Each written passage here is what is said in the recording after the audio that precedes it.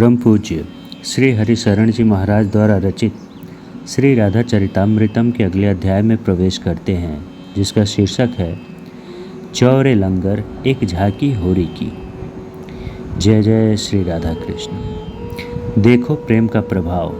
वज्रनाभ, फागुन का महीना आया, होरी का त्यौहार आया। ये प्रेम का त्यौहार है। इस दिन सबके गले मिला जाता है। हाँ, कर्मकांड के शास्त्रों में भी उल्लेख है कि इस दिन ब्राह्मण चांडाल को भी गले लगा सकता है, कोई दोष नहीं लगेगा। ये होरी का त्यौहार प्रेम पूर्ण है। न कोई गरीब, न कोई अमीर, न कोई ब्राह्मण, न कोई शूद्र, सब बराबर कर देता है ये फागुन। मैं तुम्हें ये इसलिए बता रहा हूँ कि श्री राधा रानी का चरित्र हो और उसमें बरसाने की होरी की चर्चा ना हो, कुछ अधूरा सा लगेगा, है ना वज्रनाभ? इतना गुलाल उड़ा था बरसाने में कि आकाश लाल हो गए। आश्चर्य है ना? बादल लाल हो समझ में भी आता है, पर आकाश ही लाल हो गया। जी, बादलों का लाल होना कोई बड़ी बात नहीं है। शरीर प्रेम रंग में रंग जाए, क्या बड़ी बात है? पर बड़ी बात है जब चित्त भी प्रीति के रंग में रंग गया हो। यहाँ मात्र देह के रंगने की बात नहीं हो रही। प्रेम रंग में देह का रंगना सब रंगाते डोलते हैं, पर बड़ी बात तो ये है कि हमारा चित्त भी जब रंग जाए। क्या चले थे बरसाने की होरी में। पिचकारी की बौछार, गुलाल और अबीर के उड़ाने से चारों ओर लाल ही लाल। केसर की कीच और टेसू के रंग से जमीन भी लाल हो गए थे। बड़े विचित्र से बने नंद गांव से बरसाने की ओर चल दिए थे नंद के लाला। उनकी मंडली पीछे आ रही थी। पास की ही एक गोपी बरसाने में ब्याही थी। सुंदर थी और जल्दी ही परिवार की प्रिय भी हो गई थी। उसका शील स्वभाव बड़ा ही सुंदर था और इस बहू ने जल्दी ही ससुराल को अपने वश में कर लिया था। अच्छे स्वभाव के चलते उसकी सास, ननद, जेठानी सब कहते इतना काम मत करो, पर यह बहू बहुत अच्छी थी। मुस्कुराती रहती और अपना काम करती रहती। पर बाहर मत जा बहू, अभी तो छोटी है, बाहर मत जा। सासू मना करती, पर गोप वधू को बिना बाहर गए कैसे चलेगा? अजी, गोबर उठाना ही पड़ता है, गाय के लिए सानी लगानी ही पड़ती है, कंडे बनाने ही पड़ते हैं। अब बाहर ना जाने से कैसे होगा? जाने लगी बाहर भी। गाय को घेरना, घास काटना, कार्य तो होते ही हैं घर में। धीरे धीरे उस नई गोप वधू ने इन कार्यों में भी अपनी दक्षता का परिचय दिया। पर अब तो फागुन का मस्त महीना आ गया था। बरसाने के लिए चले थे कन्हाई।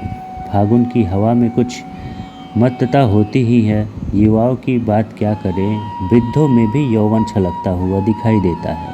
समस्त प्रकृति ही एक नवीन चेतना, नया उमंग, नई स्फूर्ति का उन्मुक्त वितरण करने लग जाती है। और फिर होरी, ओह, ये होरी तो ब्रजवासियों का निजी त्यौहार है, सर्वाधिक प्रिय महामहोत्सव है।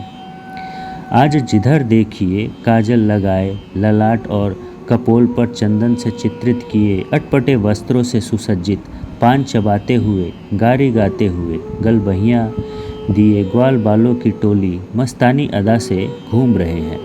कहीं दूर बरसाने की पहाड़ियों में कोई ब्रजवासन मधुर कंठ से होरी गा रही है। कहीं परस्पर मीठी नोक-झोंक हो रही है। बरसाने में मीठी छेड़छाड़, उधम हंसी जिधर देखो उधर ही चल रही है। अरे बहू, तू कहाँ जा रही है? देख, आज होरी है, आज हमारे बरसाने की होरी है, इसीलिए तू मत निकल। सासू ने अपनी उसी नवोढ़ा बहू को समझाया। माँ, कुछ नहीं होगा मुझे बरसाने में सब जानते हैं। मैं बहुत मर्यादित हूँ। मेरी ओर इस बरसाने का कोई ग्वाला भी देखने की हिम्मत नहीं करता, डरता है, बहू बोलती गई। पर वो नंद का लाला? सासू जानती है कि ये नंदगांव वाले कितना उधम मचाते हैं। पिछली साल का पता है, पर इस नई बहू को नहीं पता, न ये मानने वाली थी। तो इस उधम भरे होरी के माहौल में वो मना करने पर भी घर से निकली यमुना जल भरने। अरे ये कौन है उधमीर, टक्कर मार के चलो गए हो। गुस्सा तो बहुत आया पर कोई बात नहीं, उलझने से कोई लाभ नहीं। बहू आगे बढ़ती गई। भाभी देवर ते घूंघट कैसो। बड़ी मीठी आवाज़ थी, मिश्री से भी मीठी। बड़ा प्यारा सा अधिकार जता दिया था रसिक शेखर ने उस बाला के प्रति। उस वधू के मन में भी आया कि देखूं तो कैसा है ये मेरा देवर। जैसे ही घूंघट थोड़ा सा हटाया, बस तुरंत कन्हई ने फेंट से गुलाल लेकर गालों में मसल दिया और खिलखिलाते हुए दूर जाकर हंसने लगे जोर जोर से। पर इस वधू को आश्चर्य हो रहा है कि मैं कहाँ मर्यादा में रहने वाली, कोई पर पुरुष मुझे देख भी ले तो नज़र झुका ले। मैं इतनी मर्यादित, पर ये कौन मेरे रंग लगा गया, और लगा भी नहीं गया मेरे कपोलों को। उफ। और आश्चर्य ये कि मुझे अच्छा लग रहा है, मुझे बुरा नहीं लग रहा, मुझे क्रोध नहीं आ रहा। और हे बजनाब, उस वधू के कानों में सांवरे की हंसी ही गूंज रही है। क्या वो गया देखूं तो, ऐसा विचार करके जैसे ही घूंघट को फिर हटाया, भाभी मेरे गेंद तो दे जा। ओह, ये तो यहीं खड़ा है, और पीछे पड़ गया। मैं घूंघट करके हंसने लगी। मुझे अपने हंसने पर भी आश्चर्य हो रहा था कि ये कोई लड़का अभद्रता कर रहा है और मुझे हंसी आ रही है। पर है बड़ा सुंदर प्यारा सा छैला। भाभी मेरी गेंद चुराई है तूने।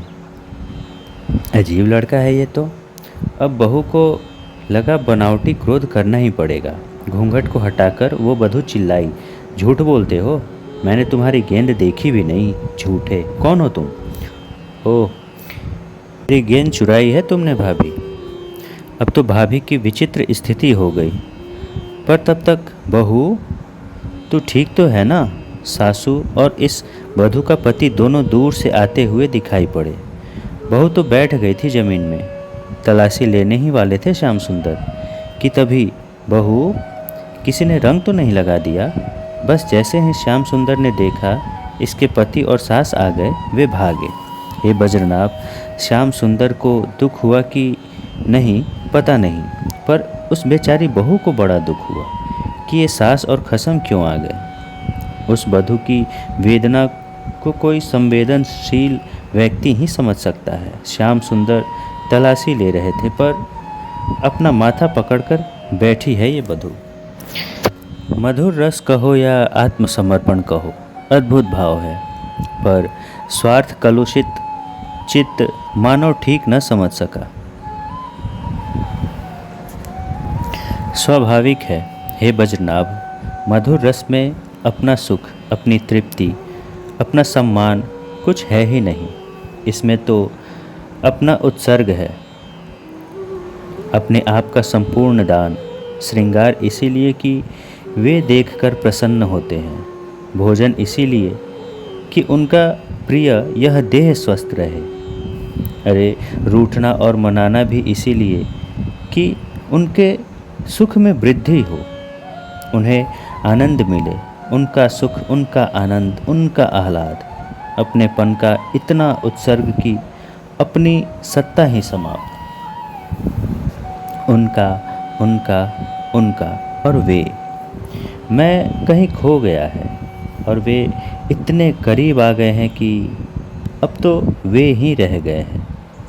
तुम जानते हो बज्रनाभ, यह बरसाना है, मधुर रस का केंद्र, और इस माधुर्य रस की अधिष्ठात्री देवी हैं श्री राधा रानी।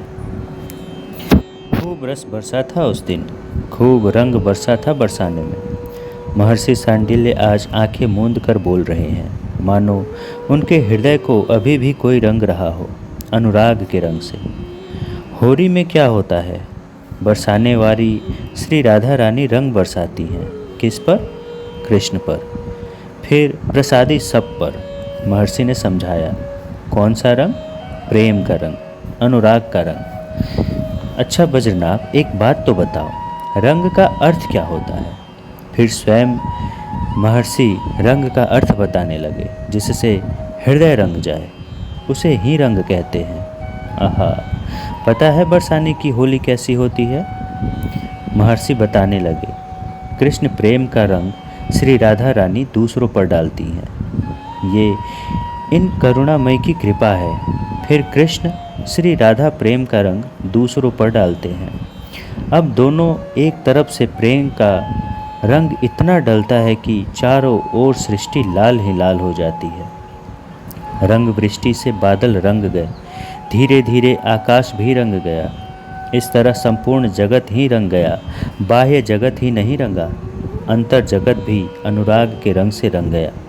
फिर जब अंतर यानी मन, बुद्धि इत्यादि रंग गए, तब तो प्रेम में यह लोक भी रंग गया और परलोक भी रंग गया। सब प्रेममय हो गया। सब प्यार की सृष्टि चारों ओर दिखने लगी। बड़ी गंभीरता से आज रस चर्चा कर रहे थे महर्षि सांडिल्य।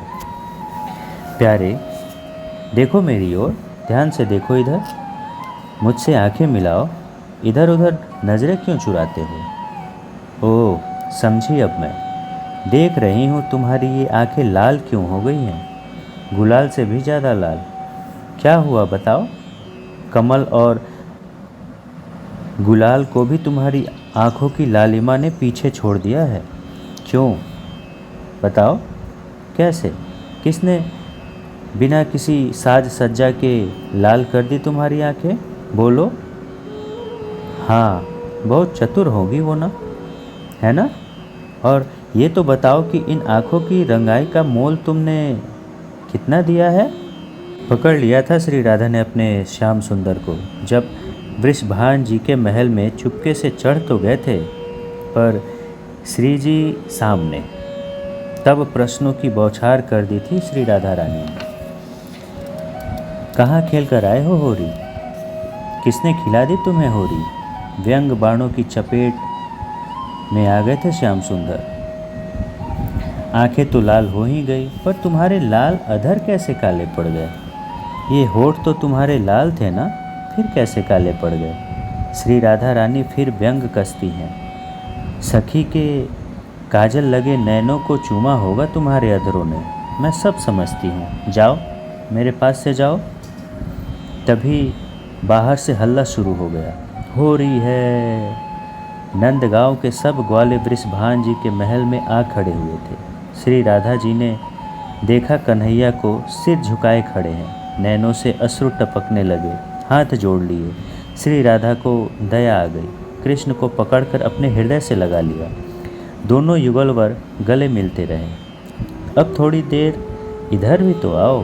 हंसते हुए ललिता सखी ने कृष्ण को अपनी तरफ खींचा। रंग देवी सखी लहंगा फरिया ले आई और बड़े प्रेम से जो पहने हुए थे सब उतार दिया और लहंगा पहना दिया, फरिया पहना दिया, चूनर ओढ़ा दी, लाल टीका लगा दिया, बेसर लगा दी नाक में, पैरों में पायल, बालों में गूंथ दिया। बड़े सुंदर लग रहे थे अब तो ये। लो जी, सिंदूर दान भी स्वयं राधा रानी ने किया कृष्ण की मांग में। आहा, नजर न लगे, श्री राधा रानी देख रही हैं बड़े प्रेम से। हो रही है। फिर चिल्लाए सब नंद गांव के ग्वाले, सखियों जाओ तो इस बार इन नंदगांव के ग्वालों को ठीक करके ही आओ। देखो ज़्यादा ही उछल रहे हैं ये सब, रंग गुलाल से नहीं मानते ये। ललिता सखी बोली। तो लठ बजाओ इन सब पर, हंसते हुए श्री राधा रानी बोली। बस फिर क्या था, ऊपर से कुछ सखियों ने रंगों की वर्षा कर दी और कुछ नीचे लठ लेकर तैयार। रंग से भीग गए, नहा गए, कोई किसी को पहचान नहीं पा रहा। अबीर उड़ने लगे आकाश में, फूलों की वर्षा रंगों के साथ साथ हो रही है। अब तो पिचकारी लेकर खड़ी है भानु दुलारी। तभी सखियों के पास जाने की जैसे ही कोशिश की, ग्वालों ने सखियों ने लठ बजाने शुरू कर दिए। ग्वाल बाल भागे, पर सखियाँ भी कहाँ कमज़ोर थी, वो भी भागी पीछे। हंसते हुए इस प्रसंग को बता रहे थे महर्षि सांडिल्य। पूरे बरसाने में कीच ही कीच मच गई। केसर की कीच है चारों ओर। पिचकारी की झड़ी लग गई है और कुछ सखियाँ लगातार लठ बजा रही हैं नंदगांव के ग्वालों के ऊपर। भागते जा रहे हैं ग्वाले, अपने आप को बचाते जा रहे हैं। पर ये क्या, श्री राधा रानी अद्भुत सौंदर्य के साथ अपनी अष्ट सखियों के साथ चली जा रही हैं। नंदगांव दूर नहीं है बरसाने से, पैदल ही चली नंदगांव। पर ग्वालों को इस बार मार मार कर भगाया है इन सखियों ने। लठ से खूब पूजा करी है इनकी। पर अब श्री राधा रानी अपनी सखियों के साथ नंदगांव पहुंची और बड़ी खुश थी। गारी गा रही थी सखियाँ। नंद भवन के सिंह द्वार तक पहुंची श्री राधिका। गीत गा रही थी सखियाँ, बड़े प्रेम से गीत गाती हुई पहुंची थी। अरे आओ आओ, पर तुम यहाँ क्यों आ रही हो? कन्हैया और उनके सखा तो सब बरसाने ही गए हैं ना? ब्रजरानी यशोदा बोली। फिर बोली, आ ही गई हो तो भीतर आ जाओ। श्री राधा रानी संकोच पूर्वक भीतर गई। सखिया भी साथ में ही थी। क्या खाओगे तुम लोग? ब्रजरानी ने बड़े प्रेम से पूछा।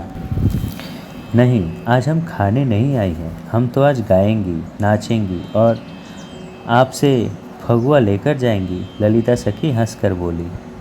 अब कन्हैया तो है नहीं, मुझ बूढ़ी को नाच दिखा के क्या करोगी? हंसते हुए बैठ गई ब्रजरानी। अच्छा, दिखाओ नाच गाना। ये हमारी सखी है, नई बहू है, बढ़िया नाचती है। ललिता सखी उस नई बहू को दिखाती हुई बोली।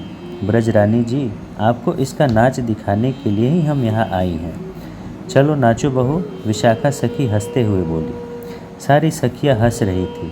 उस नई बहू ने नाचना शुरू किया और सखियों ने गाना। नारायण कर तारी बजाए के, याहे यशुमती निकट नचाओरी। सब गा रही हैं, ताली बजा रही हैं, हंस रही हैं। यशोदा जी ने देखा, ध्यान से देखा। एक बहू नाच रही है, घूंघट करके नाच रही है। इसकी नाच को देखकर लग रहा है इसको मैं जानती हूँ। ब्रजरानी बार बार सोचती हैं, इसको कहीं मैंने देखा है। रहा नहीं गया ब्रजरानी से, पास में गई और जैसे ही घूंघट हटाया, कन्हैया सखी बने नाच रहे हैं। तू यहाँ क्या नाच रहा है? ब्रजरानी ने भी पीठ में एक थप्पड़ दिया। फिर हंसी आ गई। अरे तू कैसे फंस गया इन बरसाने वारियों के चक्कर में? कन्हैया क्या कहते। श्री राधा रानी मुस्कुराते हुए जाने लगी तो ब्रजरानी ने माखन खाने को दिया। सखियों ने भी खाया। अब जा, छोड़ के आ। ब्रजरानी ने फिर कृष्ण को भेज दिया। गली में चले गए कृष्ण। बस अब तो कृष्ण ने एक ताली बजाई जोर से, बस आ गए ग्वाल बाल। गली को ही घेर लिया चारों ओर से सखाओं ने। सखियाँ फंस गई। कन्हैया आगे बढ़े और श्री राधा रानी के गालों में अबीर मल दिया। रंग से भरा कलसा लेकर आया मनसुख। कृष्ण ने बड़े प्रेम से श्री राधा रानी के ऊपर रंग का पूरा कलसा डाल दिया। अब तो ललिता सखी से भी रहा नहीं गया। उसने कृष्ण को पकड़ा और जोर से पकड़ गालों को रगड़ दिया। रंग पूरे नीले वदन में लगा दिया। गुलचा मारकर गालों को काटकर ललिता सखी बोली, हो रही है। कृष्ण हंसे और अपनी प्यारी श्री राधा रानी के पास गए। बड़े प्रेम से दोनों गले मिले। श्याम सुंदर नैनों की भाषा में बहुत कुछ बोले थे अपनी प्रिया से और उनकी प्रिया भी सब कुछ कह चुकी थी। तो अब श्री राधा रानी ने पूछा था। श्याम सुंदर गंभीर हो गए थे, कुछ नहीं बोले। पता नहीं क्यों नेत्र सजल हो उठे थे उनके। जय जय श्री राधा कृष्ण।